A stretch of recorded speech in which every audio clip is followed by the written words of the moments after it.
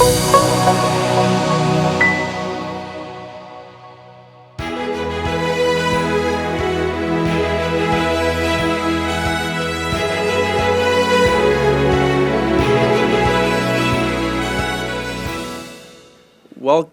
back to the Aguda Convention. This is the Kosher Technology session.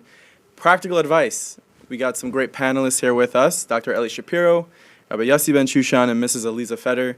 They're going to give a quick 30-second brief background of who they are, and now we're going to get right started. Dr. Eli? I'm Dr. Eli Shapiro. I'm the founder and director of the Digital Citizenship Project, where we discuss issues around technology and how we can better manage it in our lives. I'm Yossi Ben Shushan. I'm a Shkir Chochani of Yeshiva High School of Cleveland.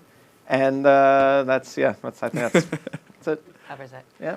Mrs. Eliza Feder. I am head mechaneches at Beis Yaakov Mechonora in Passaic, New Jersey, and I'm an author of specifically Tech Talk, a book on how technology affects from life.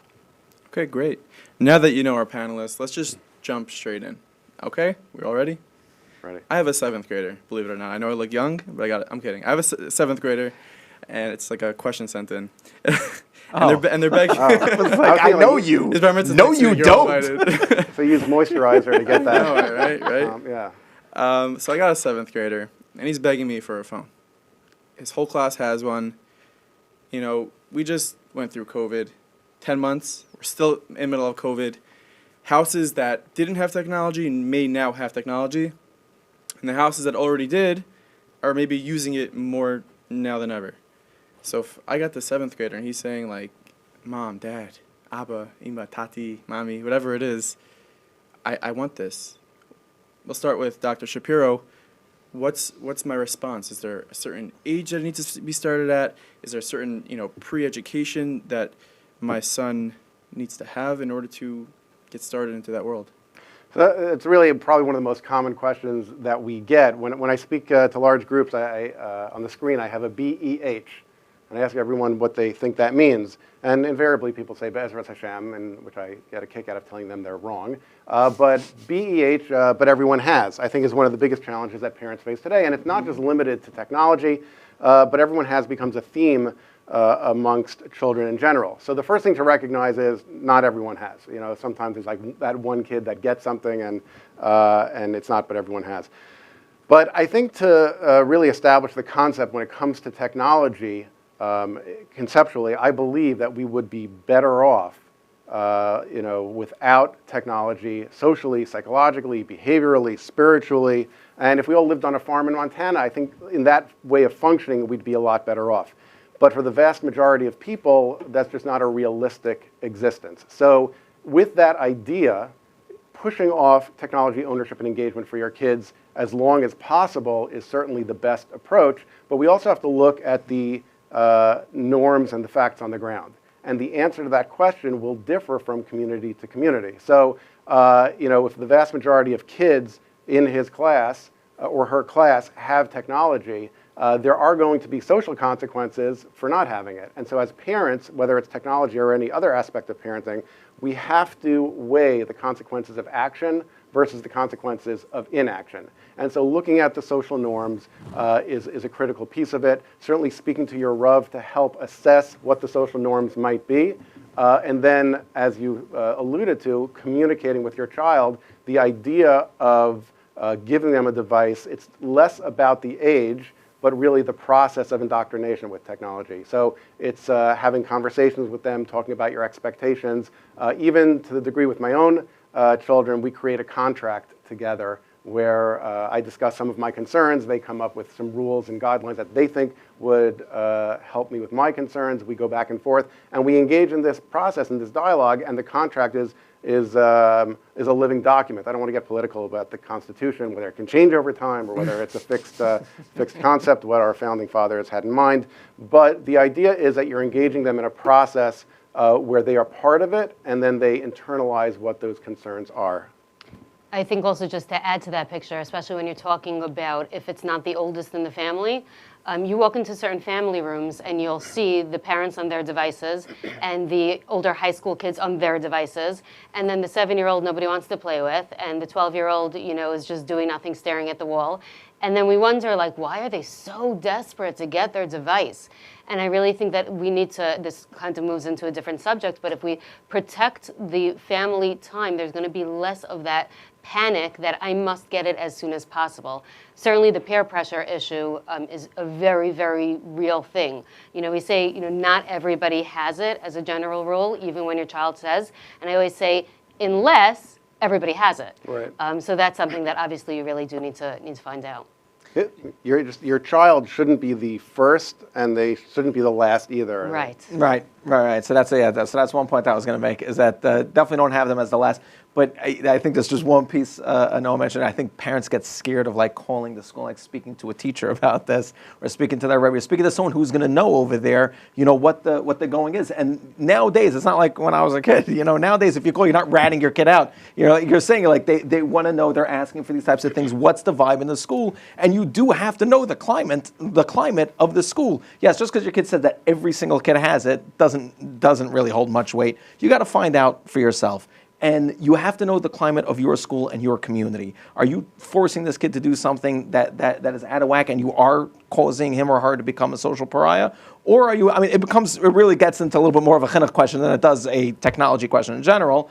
But also it depends on the child, and it depends on their maturity, their responsibility level, what they've proven in the past. You can have a 17, 18-year-old who still isn't really ready for technology, to be honest with you. And you can have, I'm not going to say a low amount number, but you can have a low amount number who is ready and is responsible enough to be able to handle it. So it really depends on the kid. You're talking like 4 or 5, Well, my 4 or 5-year-old's more mature than I am. So. No, it's a great point you bring up, because it's going to differ from community to community, Right. and the education process is also going to differ. So, in the 5 towns where you might have a younger population getting devices early on compared to Lakewood, it might be later. At some point, the education is really important in the communication, and the parental roles are always important. Kids look to what their parents do.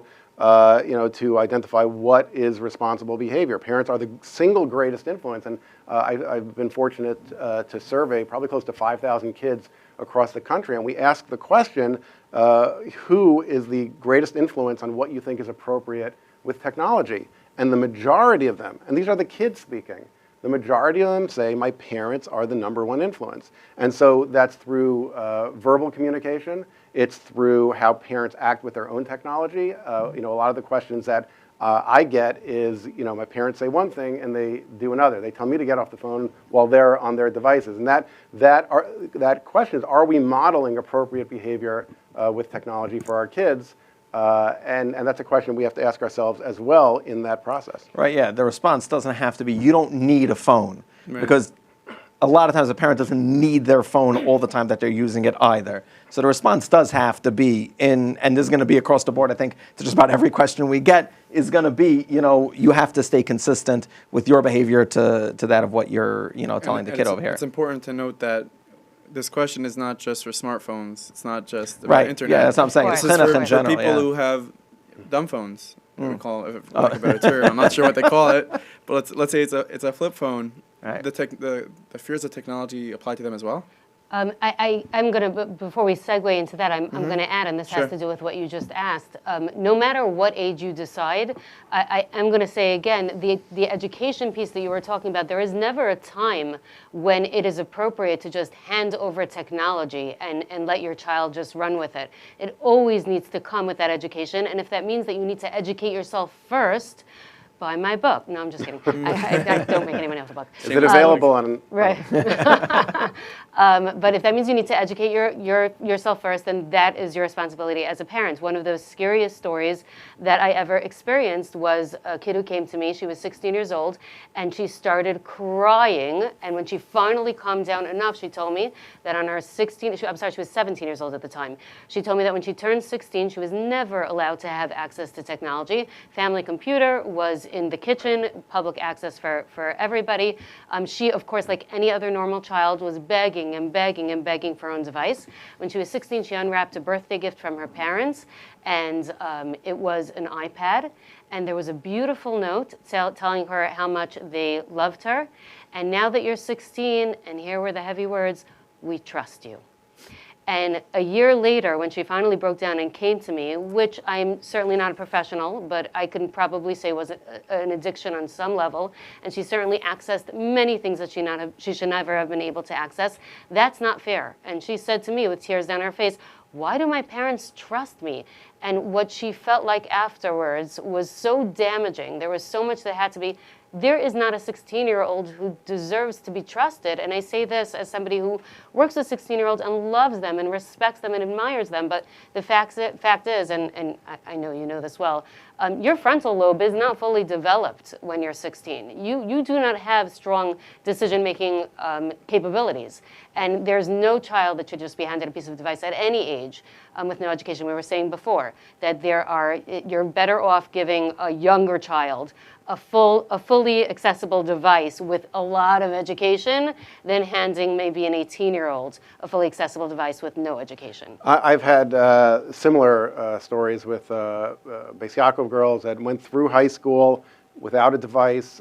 They go to seminary, they come back, they enter the working world. Right. For one reason or another. They need to get a phone and for work, and then they end up, because they haven't been educated, whether they're 18 or 19, because they haven't been educated about the impulsive and compulsive nature Right. of technology, they get very caught up. And I'm not even talking from a content standpoint, but from a communication standpoint.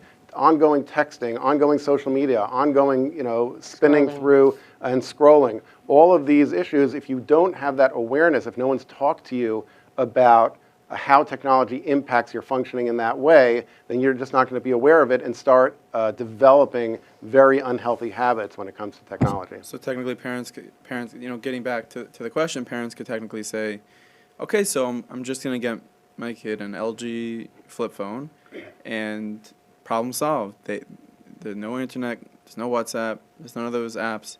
Yeah, I don't know about anyone else. I remember when those were a problem too. Like So- everyone was against so texting. could That you- was not okay either. Could you go, even expound having on that? a phone.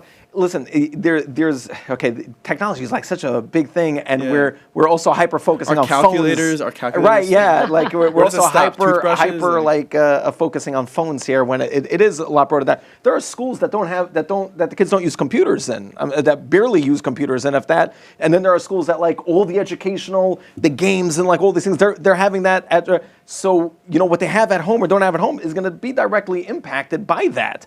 So that's number one. Number two, as far as the phones, having that tie. Let's just like rewind this a little bit.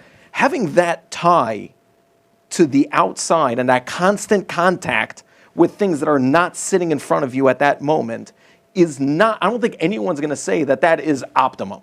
That's the best way to be living at all moments, to have your phone under your pillow and always constantly have that tie to the outside. It's just unhealthy. So whether it's a phone that only has texting or only has calling on it or only has anything like that, if a person is going to be constantly like this the entire time, it's just not.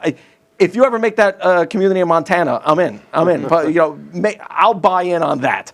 I'll bring a horse. No, so it's interesting. I was speaking in South Florida not too long ago, and one of the Rosh Yeshiva for the school I was speaking for got up and said, I have a confession to make. Everybody gets quiet. The Rosh Yeshiva has a confession. And he says, I'm addicted to my smartphone. He goes, my smartphone's 100% kosher, it's blocked, but I get shilas all the time, halachic shilas that I need to respond to, but I find myself in a compulsive way checking, did I get a shilah? Did I get a shilah? Did I get a shilah? So I think from that flip phone as well, it's not just about the content, it's about our behavior and our relationship with technology. And something that we have to constantly ask ourselves is our relationship with technology healthy, functional, and does it enhance our lives? Or is it unhealthy, dysfunctional, and an intrusion in our lives? And that's a question we always have to ask ourselves. And it will change on a day-to-day basis. Some days we're better with our technology, and some days we're worse with our technology. And certainly for our kids, if we want to model that appropriate behavior, and we want to give over to our kids responsible technology use, we have to have our own self-awareness about behavior so we can effectively communicate with our children what the expectations are. And I love the point you brought up about, forget cell phones and the internet, let's talk about video games. Oh, yeah. Video games, How many phone calls I get about video games like a week? a week about teenagers just addicted to video games. Yeah. And, it's interesting. I think we're actually, we have Black Friday tomorrow. And yeah. they have sales. We have Black wow, Friday, I'm sorry. and Amazon, I promise you, will have a major sale on Kindles, right? Right. And so people are thinking, Hanukkah, I need to get it, and this pops up. And maybe you weren't so thoughtful and deliberative about, is it the right time to give my child a device? But, of course, I'm going to make sure that the internet's not connected. I'm going to make sure it's just for games. It's like $29.99, and it's the best Hanukkah present. My kids are going to love me, like you said. And then you give it to them, and then you don't see them after Hanukkah. From Hanukkah on, and then in March, April, you say, wait a minute, it's been quiet around the house. I used to have another kid. It's always interesting to me, and again, when I was reading the survey responses, how many people think that the number one issue is the inappropriate content that can be accessed. And while I don't mean to downplay that, that is a very, very real issue that we need to really grapple with. On every level. But that said, there are so many issues that people are simply unaware of, that even if you get the best filter out there, or even if you have that completely kosher flip phone with nothing on it but calling and texting and the most rudimentary camera, there are issues there, and there are things that come up, and it has nothing to do with inappropriate content. Right. And so this session really could be, so far from the conversation, people could think it's for parents or their kids. And it is in a way, but it's also for parents, for themselves, and for how they are with their spouses. So if someone, calls you up and says, my husband or my wife is on their phone all day. Well, when we were discussing yesterday, I was saying to you, I was on this panel, a similar panel about, they were saying go dark for dinner or any of these things, and do it for your kids. And I was like, don't do it for your kids. It's great, do it for your kids, but don't do it for your kids. Yeah, they are gaining from it, but do it for you. What life is? Life is awesome. It was awesome before all this, right? Yeah. And it can be without it. You don't need that all day, and it's ruining. It ruins so much of your relationships with people, your relationship with yourself. People can't sit alone for 5 minutes anymore without just double checking everything to make sure that someone still knows that they're alive and makes them feel important. That validation that we get from our, it's unbelievable what we're trying to pull out of this device for ourselves. Not having that is a blessing. Right. And when you're dealing with yourself or a spouse or whatever it is, it goes way It goes way beyond just doing it for kids or doing it towards your children. Berkowitz said by a technology asifa, or Yitzhak Berkowitz, he said by a technology asifa. Everyone was speaking about, like I said, the inappropriate content and he got up and he said, just without all of that, obviously again very important. People suffer. I'm not saying not, but just the time that you waste. Hours upon hours. If you put a screen counter on your phone, you're going to be blown away by how much time you spent on nothing. They have them these days. Yeah, no, so actually Screen Time, which is native to Apple products, and I often talk about Apple products and recommend it, primarily because I'm a stock owner in Apple, so you should all go out and don't buy Kindles, buy the Apple 12. Highly recommend it. Yeah. Native to it has something called Screen Time, and Screen Time really allows you to set up restrictions for your kids and for yourself, but also it measures exactly. I happen to love statistics, as my colleagues here have found out. I love data. I love numbers. Listen, you can't argue with someone who has the facts. Yeah, well, some people actually say in my lectures that I spend too much time with statistics and numbers. Actually, about 72% of people say that I spend too much time with the numbers. Dr. Sprout, I've told you they want stories. Just tell them stories. That's it. Just give them stories. No, but it's looking at that. I find from teenagers, and you may have experienced this as well, is that they are now challenging themselves to reduce their their hours of screen time. So last week I was 6.5 hours. Now I'm 5.5 hours, and it gives them that opportunity to regulate their technology. There's a saying in business: what gets measured gets managed. Right. And so we have this opportunity that the technology is getting measured, and we can then better manage it as a result. But first, you need to understand fully why you need to. It's one thing to be aware, but you're not going to be convinced or motivated to significantly cut down unless you're aware of these issues. I think Rabbi Frand was the one who coined the term the pocket paro.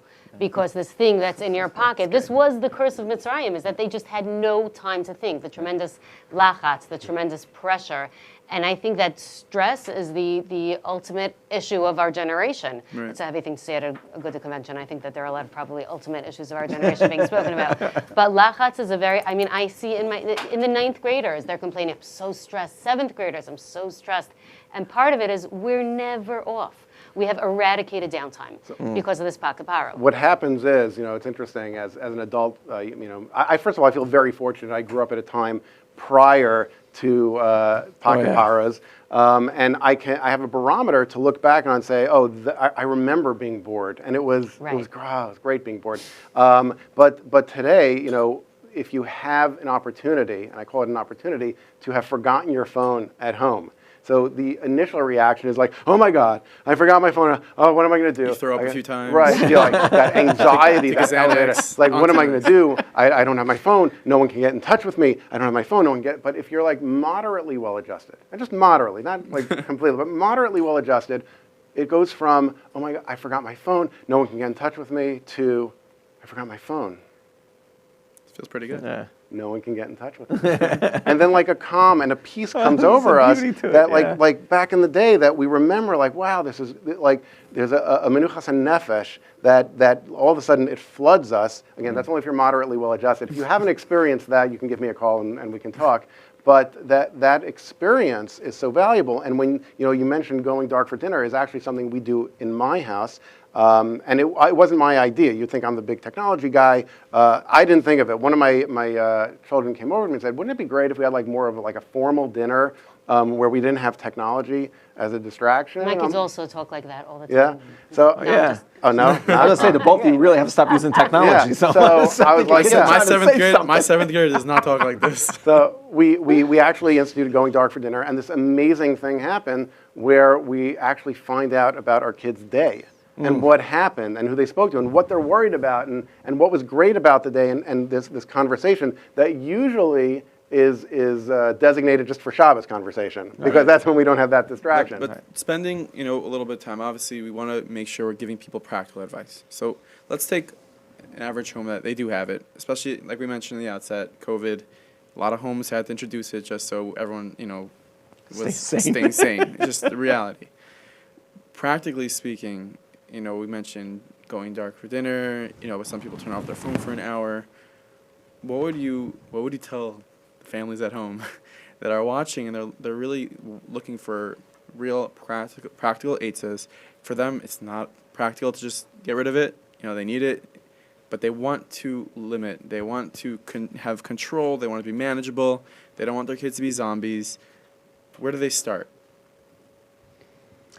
I don't know. Yeah, one thing I don't like about when someone calls me about something like this, and I'm not the guru over here on it, but I don't like the 40. You just mentioned the Black Friday sales and everything, and my big fear here is that if iPhones did cost $10 and were free service, I think a lot more kids would have iPhones. I think that price tag is really holding on to a lot of people that they don't. But if there was this major sale, so many more kids would have their own tablets and their own.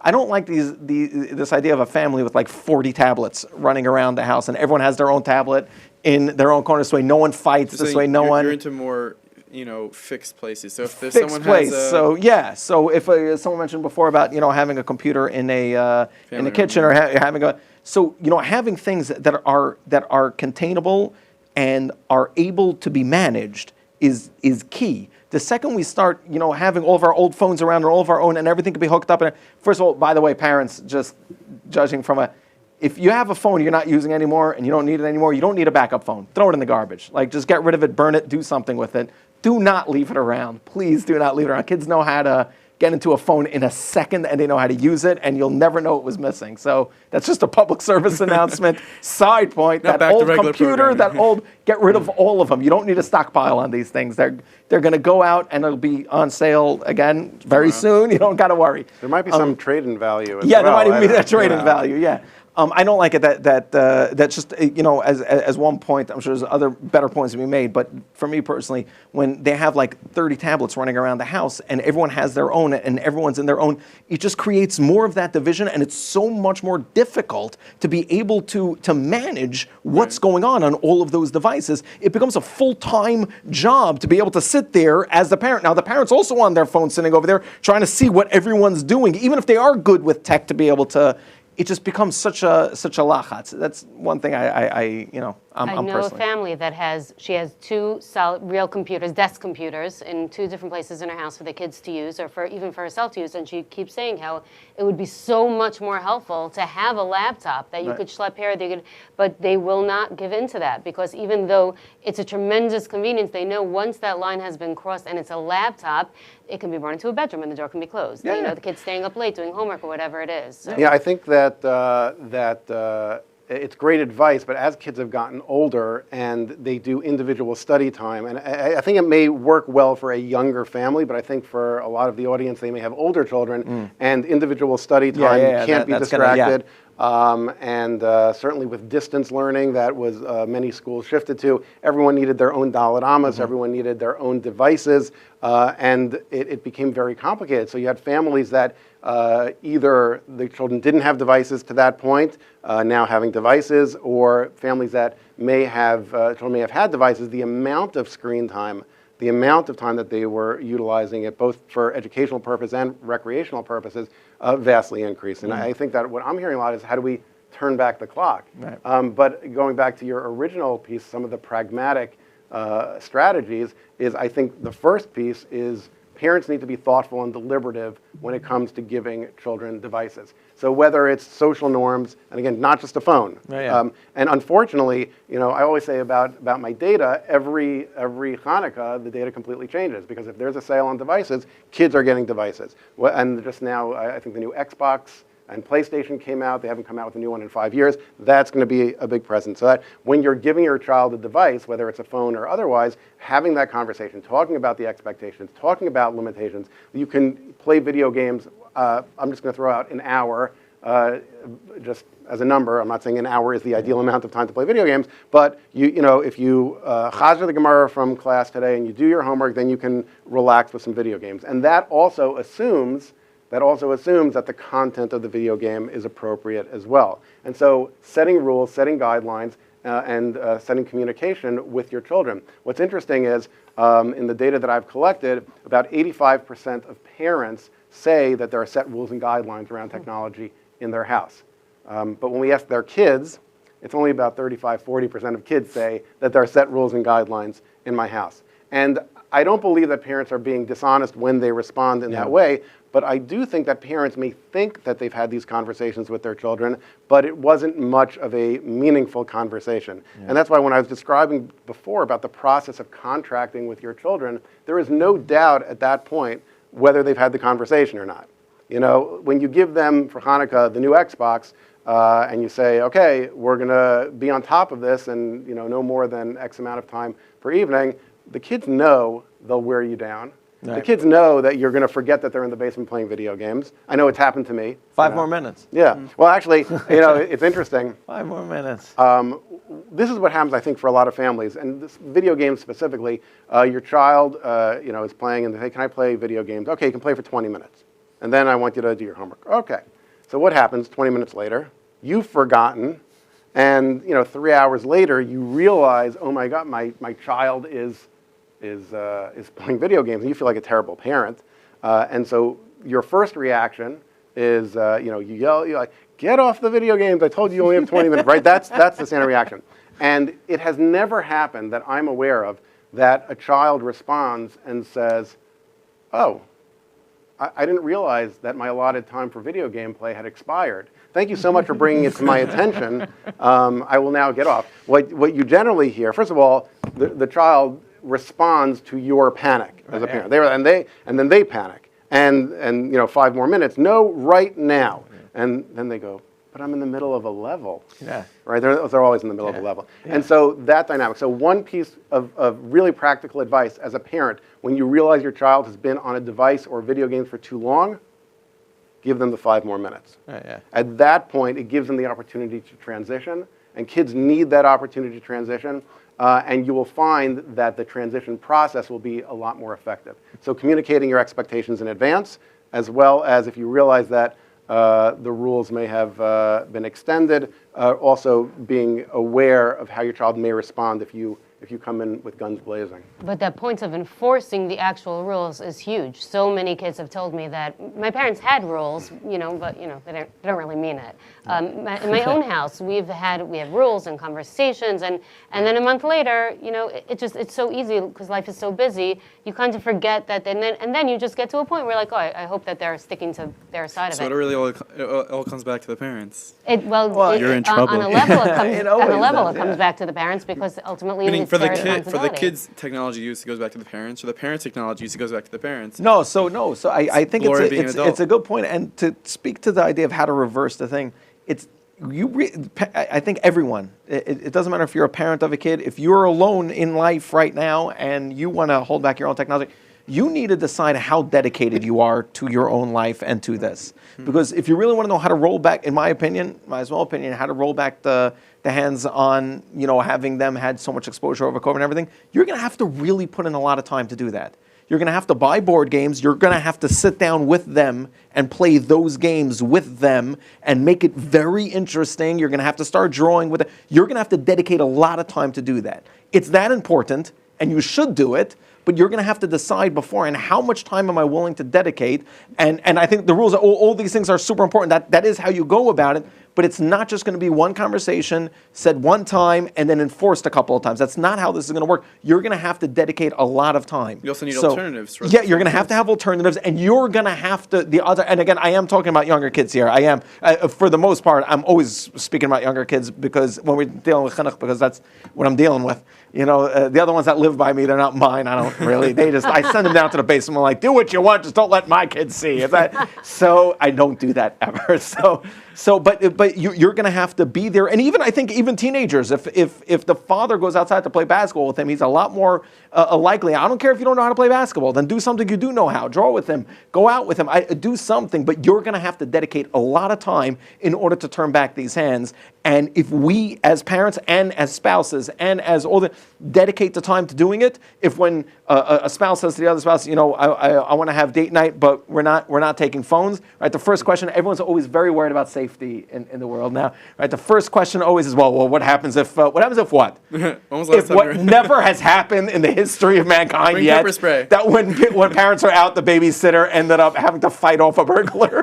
It's never one. But okay, yeah, what happens if, so we're going to have whatever, you work it out. Beepers? You have to, yeah. Go Let's ahead, bring 'em go back. find a beeper. Amazon.com/beeper. Someone's Black rather be Friday's rich. coming up. So the point is that you're going to have to dedicate. You have to decide how important this is, and you have to dedicate yourself to how important it is. So what but you're we saying- can't just expect it to take care of itself just because we said a few things. So what you're saying is fundamentally, parenting today is just exhausting. Yeah. That's the Yeah. I don't That's know if it. it has to be, just listening to this, I'm like, oh, forget it, just let them watch it. I don't know, it's true on a level, it is true, and it requires this amount of effort because anything worthwhile will require the effort. Certainly parenting falls under that category. But there are definitely things that people are unaware of, and here we come back to the educational piece. People are unaware of these things, and they can help you. So, for example, you spoke about the screen time app on any Apple device. People don't know about this. You can go onto screen time, you can go through to the restrictions, you can put up a whitelist so that you're avoiding the problem before it even starts, so that you're having their phone shut down at a specific time. For your own self, you can do apps like Freedom or Offline. You can do apps like Phone List. There are free apps that you can pick and choose that will shut down different aspects of your phone at all times. You're talking about going out to eat and worrying about an emergency. There are ways that you can put on your phone on Do Not Disturb, except for one number, right, so that your spouse can always get through. Your child who's driving home in the dark can always get through. There are things you can do, but people see this as this all or nothing. Shoot, I have to get rid of all tech, or I'm going to have everything all the time. And it's not so. There are definitely things out there that will help. The bottom line is, this is not a frum issue. Technology is not a Jewish issue. We have the ramifications of it on a whole nother level, but the whole secular world is dealing with this in terms of their relationships, in terms of their mindfulness, in terms of eating away at their presence. And there are so many resources out there to help. But correct me if I'm wrong. I'm sorry. But correct me if I'm wrong over here.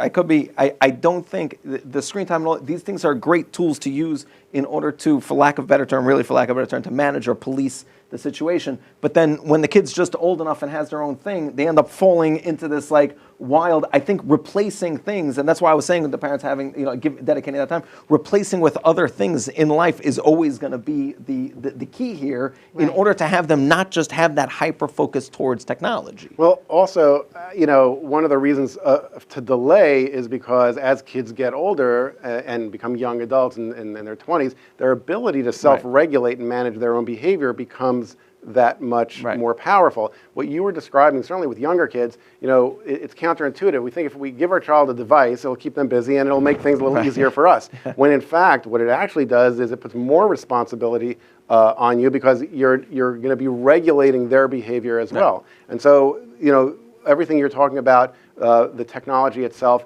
and I think you alluded to this earlier, maybe you even said it, when you give a child a device, you really need to know what its capabilities are. And am I allowed to say YouTube has great tutorials on how to utilize technology and resources and what is appropriate and what is not appropriate. And the BEH that everyone has, you become so much more empowered when you become more knowledgeable about how you can benefit from what the device has to offer in order to better manage the device itself. And just to take some time to speak to, we posted on the Meaningful Minute app about this session, and a lot of people commented. Waiting for that plug. Yeah, that's the plug. It's pretty shameless, but everyone else did it, so why not? Yeah, why not? We downloaded the App Store and Google Play Store. For that. So I think a lot of people commented, and there are a lot of teenagers, and I want to sort of pair this question with also not just teenagers, 18, 19, 20s, people who are dating, getting ready to get married.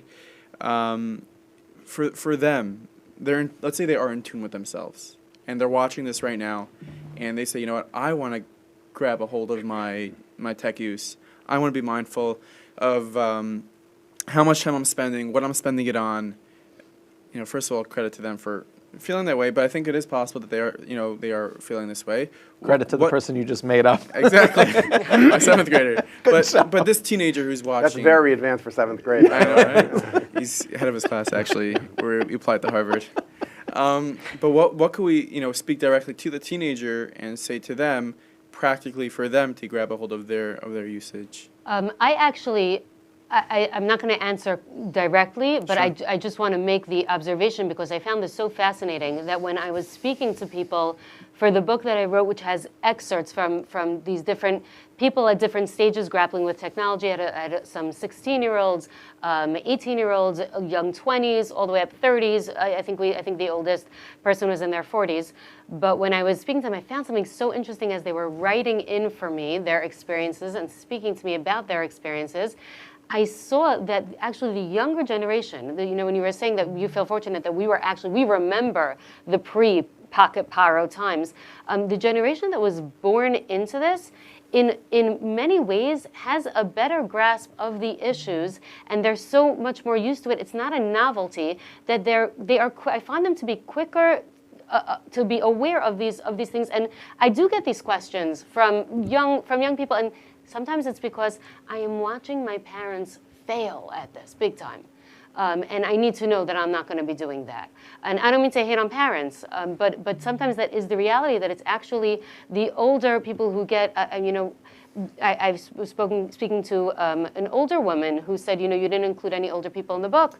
I said, I know. She said, you can't imagine what's going on in my circle of friends. We're talking about chashava, 60-year-old, 70-year-old women who are spending hours watching cat videos and forwarding every dumb meme that comes up to their group chats, which number in the countless.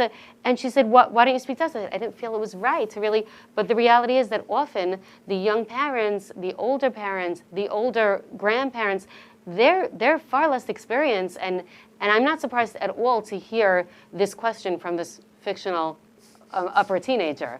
And I know that Let's stay anonymous. No, what I'm saying is that it really does reflect, unfortunately, it reflects the reality. And anything that we have said thus far, I think, would be appropriate to them as well. To do the readings, to educate yourself, to see all of these apps that are released, all of these ideas that are being rolled out, also in secular society. There's no reason why that wouldn't work for them also. And I also want to, I think it's important to maybe spend some time speaking about, and I'll let you guys really touch upon that point, but for those who are, I guess, dating, chas and kala, now it might not be anyone here's a chassan teacher or a kala teacher, but just to touch upon the impact and that it could have on a relationship when you are heavy on tech with that relationship. If you could just speak a little bit about that, not scaring people, but the importance of. So, it's interesting. Two facets of technology engagement come to mind, and one is disinhibition. Disinhibition is that I'm more likely to do or say something through a digital communication than I am in a face-to-face conversation. Mm-hmm. So when a relationship is being developed and you're utilizing technology as part of the communication, it creates an artificial sense of comfort, of intimacy with the person that you might not feel otherwise in a face-to-face conversation. And so that being aware of that is critical. And then miscommunication is another a big piece. Moravian, a researcher, identifies that 80% of communication is paraverbal, meaning it's not the words themselves, but it's the body language, it's the intonation, it's the volume, it's everything but the words. In fact, we all experience it on a Friday night after you've washed for hamotzi, before you've had the challah. We have entire conversations without uttering a single word. Right? We could do the rest of the session like that if you Right. But it's amazing that you can actually communicate without the words. But when you're dealing with the digital realm, all you have are the words. So the opportunity for miscommunication becomes really prevalent, and that can impact relationships in ways that are pretty negative. I was actually at a convention, and a shadchan was telling me a story about a couple that had just gotten engaged, and he had sent her a text, looking forward to seeing you later, and used some emojis of flowers. For some reason, it translated in her phone, the receiving phone, I can't wait to see you later, and there were guns and weapons that were facing that. And so, that's a miscommunication. Now, emojis can be helpful to convey the emotional sentiment, but there's miscommunication there as well. And we've all been there where we sent a text or a digital communication and the person completely misunderstood what you were trying to say, or vice versa, where we read digital communication, we completely misunderstood. And so being aware of and perspective taking on how people can read the text that you're writing or that piece of it becomes very important, particularly in relationships. So I actually am a kala teacher, and I Oh, give. my bad. And no, that's fine. I keep it very quiet. Okay. And I give refresher courses sometimes to women in the first couple of years of marriage who feel like they kind of need a redo for whatever reason. This is a tremendous issue that comes up, the disinhibition factor between chas and kala. One of the most impressive things that I've heard, and I'm putting it out there to anybody who wants to borrow this because I thought this was genius. A chassan told a kala that they text back and forth, but if it ever reaches more than 2 texts, meaning that by the time it's the 3rd back and forth, he picks up the phone and calls. Because he never wants to slip into, he said, I don't want to stand under the chuppah with a stranger that I just have this texting relationship with, and I don't really know you. And I don't want the texting relationship to get either misunderstood or to lead to places where it's not right now appropriate to be. And that to me was such a beautiful idea of really, yes, we can use this as a tool, but we want to be careful that it doesn't get out of control. Yeah, the only thing I hate more than texting is being on the phone. So I'm really the bad person to ask over here. I hate all of it. I also don't work with chassan and kalas, but I've heard, so many of the, and I've been called on a lot of the stories, but just the miscommunications of it are it's a bad idea, and we limit, and I'm pretty sure they do. I mean, as a college teacher, I'm pretty sure they do usually have limits in most, or in, guided situations, they're going to have limits on what they're, how they're communicating, what they're communicating over. So if they're being guided properly by a college teacher, a lesson teacher, I think they usually cover that nowadays of how much contact through text and through everything there should be, because yeah, I mean, my wife and I have been married for however long my wife and I have been married. I avoided that number right quick. I avoided that number. Some time on this. Well, my wife and I have been married for as long, and we still miscommunicate on text all the time. I will never be there on time to pick up a kid. It's 11:30. You don't know what that means. When it comes into my phone, it's weapons. It comes in on weapons. I can't read it. I don't know what to do. I'm always there at 12. I don't know what happens. But I'm just saying that it's just a bad idea. Definitely, if you're building a new relationship with a person. Very bad idea. Right. And what would you say is, I guess, the most significant issue in technology today, and what can we do about it? Very well. I guess if you're asking me, I didn't even have time to steal from everyone else. Personally, I think I touched upon it before. It's the time, the amount of time that people spend on their technology, as opposed to having real life relationships, or giving real life relationships the time that it needs to flourish. Looking your kid in the eyes, looking your spouse in the eyes, looking a friend, even a colleague, even your boss, even a customer. Being able to talk to them, being able to speak to them, being able to connect to people, and not having that, even learning. It's amazing what we're able to do on learning online. It really is. It's incredible. But nothing still compares to opening up a sefer and really touching a sefer and speaking into a sefer and having a chavrusa in front of you that you learn with, and nothing should be taking the place of that. We have to be real. I've seen so many people, especially teenagers, but I think what you guys were saying was 100% true about adults falling to this even more than kids nowadays, because I think, maybe kids, you're right, have a better footing on it. But how many people are falling into just false sense of reality with this thing? That I'm okay on here, therefore whatever's happening in this real physical world, it's not as important as what's looking on. So just being real, that's an art that's being lost. So time and being real for me personally. If I can say something a little bit different than what we've been saying so far, Sure. I think when I hear the question, what would be the issue? So for sure, absolutely, this lack of presence. I think it was Cheryl Turkell who coined the term absent presence, that you're just not really there, you're never really where you are. To me, one of the massive issues that is really a new thing in the past maybe 5 years, maybe 10 years, is this introduction of the frum celebrity. And we've never had anything like this before. And suddenly we have legitimately frum celebrities, whether you're talking about food bloggers or singers or party planners or nutritionists or what have you, whatever, any blogger, anybody. And suddenly they have this whole persona, and with that comes everything that comes with celebrity culture. So the amount of externalization and superficiality that comes with celebrity culture, just because they're Shomrei Torah mitzvos, doesn't mean that now we're not subject to all of that. You have little girls and little boys who now want to grow up to be a frum celebrity. I can be from and a celebrity, right. Which is so anti everything we stand for, and we don't realize it. Not only do we facilitate it, we promote it, and we have them we give them voice to major hashkafic. One of my students was telling me that she saw a written panel in one of these from magazines, and they were asking hashkafic questions, and they had this Rav and that Rav, and then 2 Jewish singers. What happened there? He's a singer. And now he has a voice in these major hashkafic, right up there with Rabbi. And the same is true with other, bloggers or whatever it is. So the fact that we've all become products that we need to promote on some level, which transfers into a 7-year-old girl that knows exactly how to stand and which is her good side and which is her bad side. That is horrific.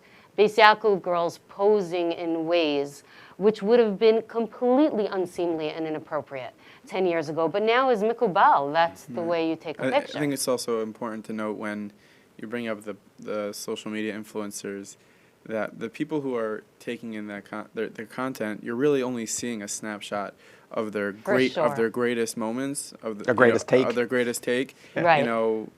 First of all, it could take them many times to get that, but you're not seeing.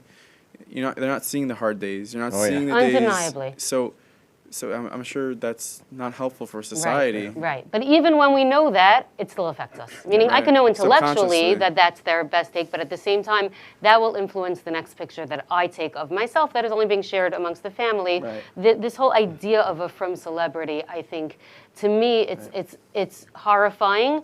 And it's also Everything a little you just bit said bothered me. I'm Yes. sorry. It's a little bit I just got fascinating. so uncomfortable. I'm almost like just watching, like, ooh, what's going to happen now? Now that we have from celebrities, we have girls You're from I celebrity. was hoping you wouldn't even make the joke. By That was a terrible thing to say. That was not at all what I had in mind. I almost threw in. I was like, some rabbis I know. No, but it's. Whew, yeah, that's a scary. That that's was a scary not- day. No, I understand. We're gonna That's a edit that scary out. day. That was not- That's a scary day and a scary thought. Yeah. No, I'm not commenting on it. Dr. Shapiro, what do you think is the most significant issue and what we can do about it? So I'm going to take a little bit more of a pragmatic issue that I'm seeing. It's not as exciting as celebrity status and some of the other topics. A little starstruck. But I really feel like sleep. I mean, this is very simple. Sleep, particularly with kids. Kids really need a certain amount of sleep to function the next day.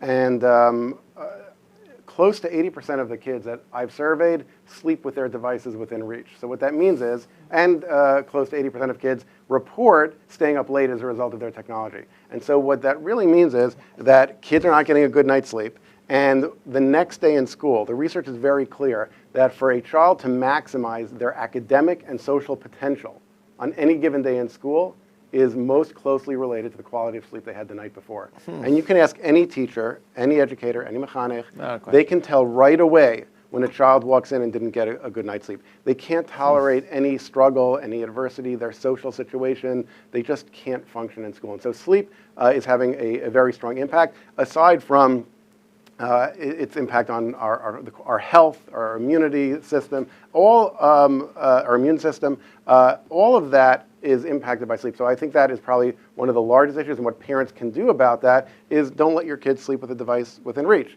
Most kids will say, I need my device for an alarm clock. You can order a Black Friday sale, Amazon. They have those brown boxes with big red numbers that are way more annoying than an iPhone waking them up. So I think that's one major issue. And just one other thing I want to touch on that we haven't really touched on are infants, toddlers, and preschoolers. I think that we tend not to think about them as it relates to technology, but these first 5 years are a critical stage in development for kids. And as parents, we are often doing one of two things. Either we're on our devices and we're not giving them the attention that they need, and so the message that they're getting and that they're being imprinted with is that my parents are not there for me. That's very early on, a subtle message that they get. And two, when a child gets a shot, they get their inoculations, they get their vaccines, right? What's the first? They're crying. What do? We give them a phone. So what they're learning really early on is that the way to soothe is not a self-soothing, or it's not my parents that can make me feel good, it's a device. Cool. And we tend not to think about it in those terms, but the current biggest concern for kids today is sleep, and the infants and toddlers who are the kids of tomorrow, I think that this issue of really they're creating attachment with technology instead of attachment with their parents. But we did mention you did mention before that giving a child reward. If you do 5 minutes of Gemara, you can go ahead and play. Does that contradict at all if we're rewarding kids with sort of toxicity in a way, and we're giving the kid the phone?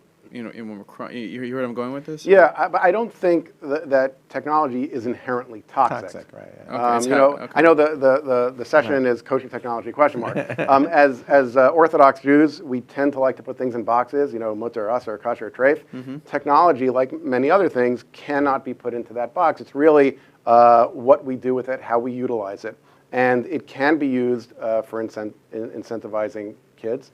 But you have to make sure that it is regulated, that it's managed, and that the content itself is not problematic as well. Yeah, I mean, and by the way, I 100% agree with it, but I'm just saying, I think it goes for adults also, that like when an adult needs to calm down, when they're like, okay, I'm gonna have a coffee and chill for 5 minutes, they automatically have their coffee, they pull out their phone, and they start we're correlating this as a drug also. I'm saying you could become addicted to, this is one of the biggest misconceptions about addiction, is that people are always asking me like, is this thing addictive? Right? Everything is addictive. That's addictive if you do it enough times that it gives you enough. I was not expecting that.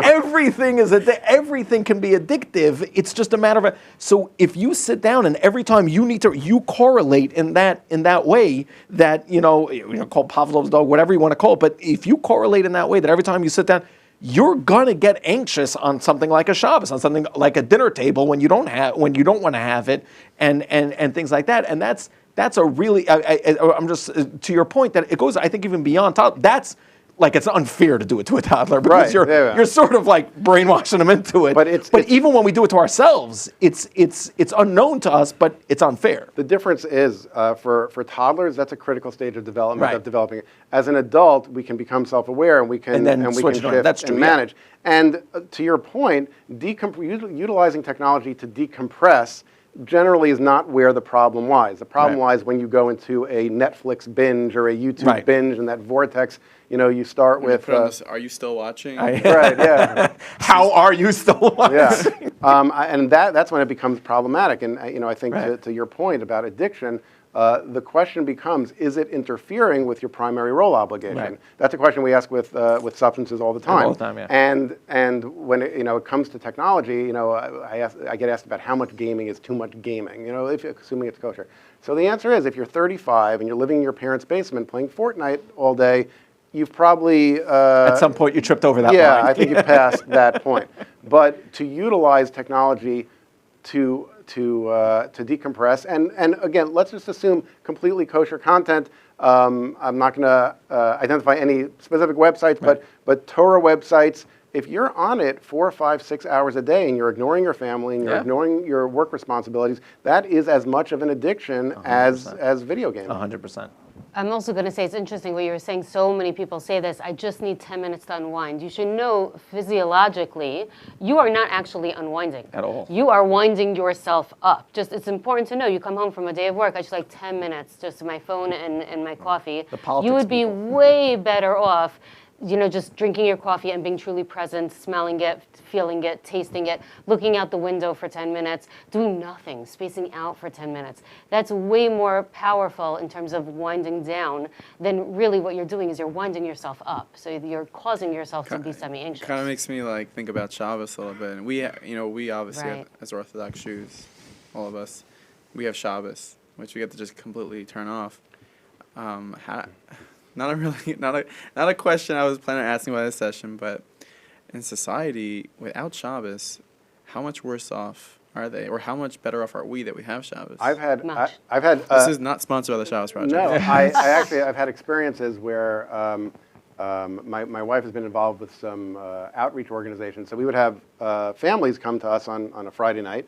And their biggest fear is, how is my child going to sit through a 1-2 hour meal without their devices? Right. That's literally the biggest fear. Wow. I know and at the end they say that was so amazing, and their kids enjoyed. Right, their kids really benefited from it. So yeah, if the more we can convey that to people. And I wonder if what they meant was, how am I going to sit through this meal for an hour?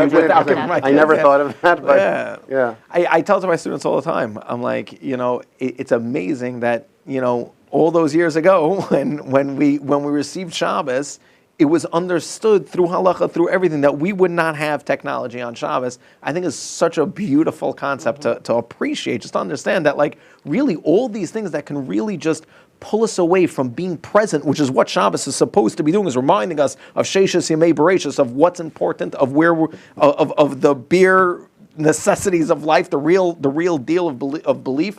And how it brings us back to it by not having technology is a beautiful, beautiful thing. As we wrap up the session, I want to go through each panelist here and really see if, and I'm putting you on the spot because we didn't talk about this, if you can really just sum up this session in one thought or idea to leave our listeners with.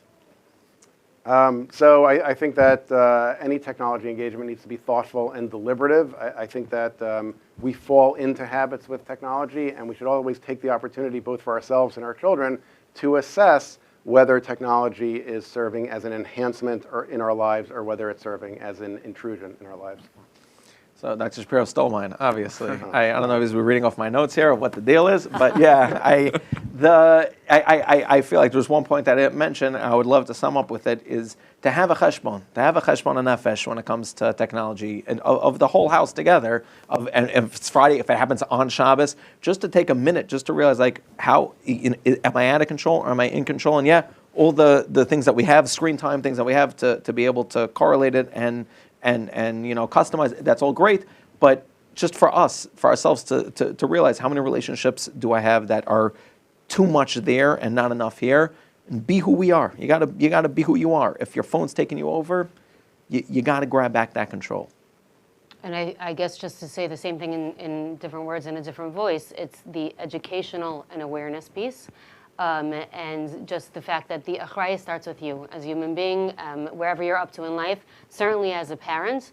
One of my favorite stories was a kid who told me that she figured out how to undo the parental controls on her phone, but she was only able to access things that her mother was able to access. So she was only watching movies that were not appropriate for her, but only the ones her mother watched. And that to me was a tremendous like eye-opening experience. That's not funny. Whatever we do, we need to know that we're sending this very strong message, even if we think our kids don't realize, they realize.